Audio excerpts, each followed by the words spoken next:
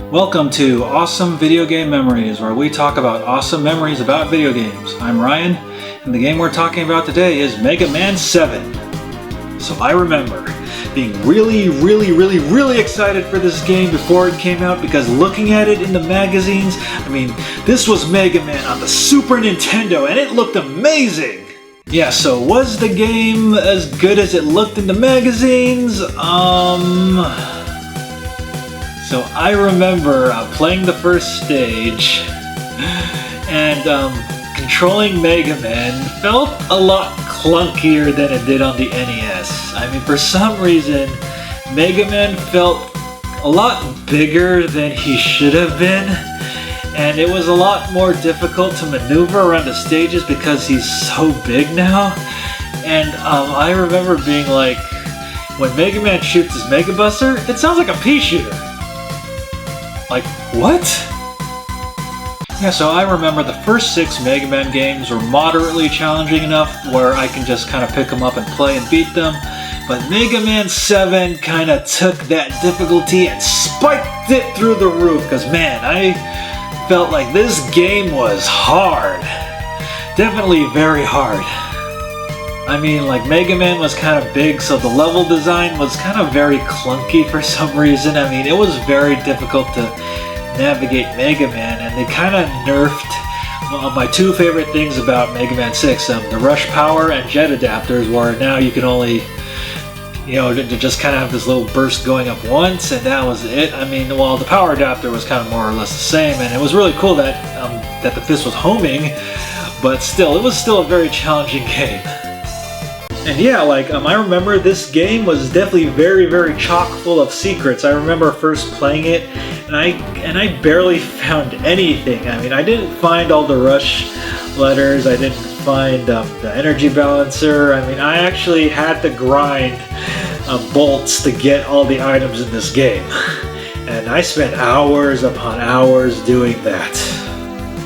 Yeah, so for some reason, for the Robot Master Order in this game, I kind of started off with Freeze Man at first, but I kind of found him a bit difficult to beat, so I actually went with Burst Man.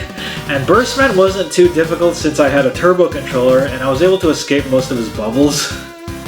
Yeah, so I thought one of the most memorable parts of this game was Bass and Treble, the villains. I thought they were pretty cool foils to Mega Man and Rush, and I thought, aside from Proto Man, that they were kind of the rivals that Mega Man and Rush needed for this series. And probably one of my all-time favorite battles in any Mega Man game was when you're in Dr. Wily's castle and you had to fight Bass and Treble kind of combined together, but you also had to follow suit with the Rush power adapters, and that was a really cool fight in the game. And actually also one of my personal favorite things in this game was the Robot Museum, and also fighting Gutsman, kind of a more modified Gutsman with the arm in Dr. Wily's castle too. I thought that was a pretty cool bone to throw at the old school fans of the games. Yeah, so everyone remembers this about this game, and I remember how difficult the final battle with Dr. Wily was with his disappearing spaceship. You had to hit him with the spring coil, and it was really hard, man. I remember renting this game for the first time, and I got all the way to Dr. Wily, and my dad wanted to return the game on the Sunday night before I had to go back to school, and I was still playing it. I was like, come on, Dad, alright, Dad, just give me like an hour and I'll finally beat it. And then I persevered, and I was finally able to beat Dr. Wily. I saw the ending, then my dad says, come on, son, we gotta return the game. I was like, fine. Yeah, so did I enjoy Mega Man continuing his saga on the Super Nintendo? Kinda yes and no. I was really excited for this game before it came out because it looked so awesome, kind of like Mega Man now in the new generation, but actually playing the game, it felt very clunky and not as solid as the NES games. Well, don't get me wrong, it's still a very solid game, and I would recommend any Mega Man fan should play it.